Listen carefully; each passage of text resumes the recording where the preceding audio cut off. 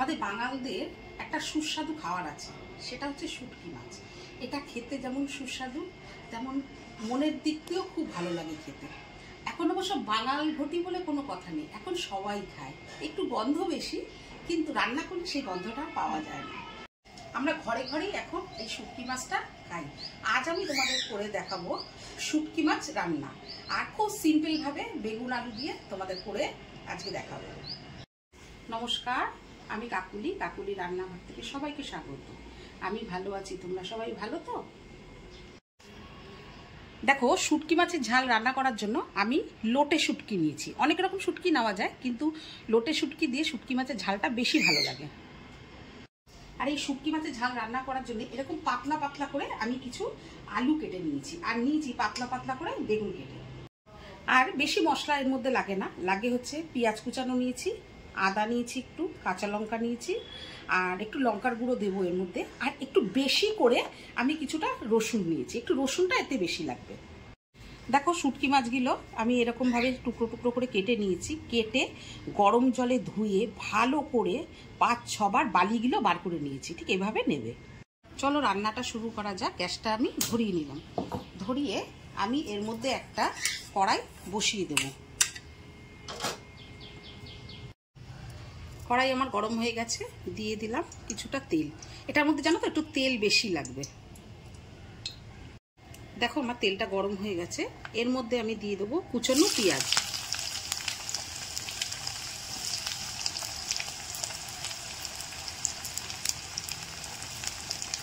আর দিয়ে দেবো হচ্ছে কয়েক কোয়া রসুন, গোটা রসুন আমি ছুলে রেখেছি, ওটা দিয়ে দেবো। এবার একটু এটা নাড়াচাড়া করে নেব। দেখো, একটু হালকা লাল লাল হয়েছে।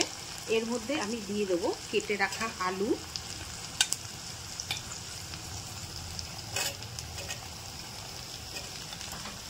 আর কেটে রাখা সরু সরু করে বেগুন। এবার এটা নাড়িয়ে নিই, একটু নাড়িয়ে চাড়িয়ে নিয়েছি এটা। এবার এর মধ্যে দেবো সামান্য একটু হলুদ আর সামান্য একটু নুন। একটা কথা মনে রাখবে, লোটে শুটকিতে কিন্তু নুন বেশি থাকে, তাই নুনটা সবসময় বুঝে সুঝে কিন্তু এই রান্নাটার মধ্যে দিতে হবে। দেখো, এটা হালকা ভাজা ভাজা হয়ে যাচ্ছে। আমি এখানে দিয়ে দেবো, এখানে বেটে রেখেছি হচ্ছে অল্প কিছু কাঁচা লঙ্কা, আদা, আর হচ্ছে তোমার রসুন। এটা আমি এর মধ্যে দিয়ে দেবো। এবার এর মধ্যে দেব হলুদ, একটু সামান্য জিরের গুঁড়ো, কালারটা ভালো আসার জন্য দেব কাশ্মীরি লঙ্কার গুঁড়ো, আর দেব সামান্য নুন।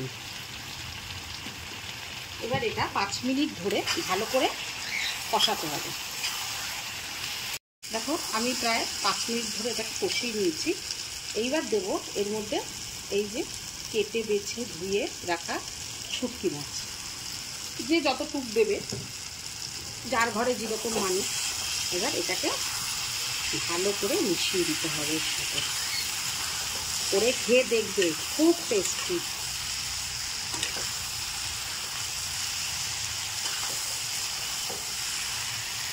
দেখো, আরও 2-3 মিনিট আমি মাছটা দেওয়ার পর কষিয়ে নিলাম। এইবারে এতে সামান্য একটু জল দেবে, সামান্য, কারণ এটা পুরো মাখা মাখা হবে। দেখেছো, আমি একটুখানি জল দিয়েছি। জল দিয়ে এটাকে নাড়িয়ে দেবো। নাড়িয়ে, দেখো আমি নাড়িয়ে দিয়েছি।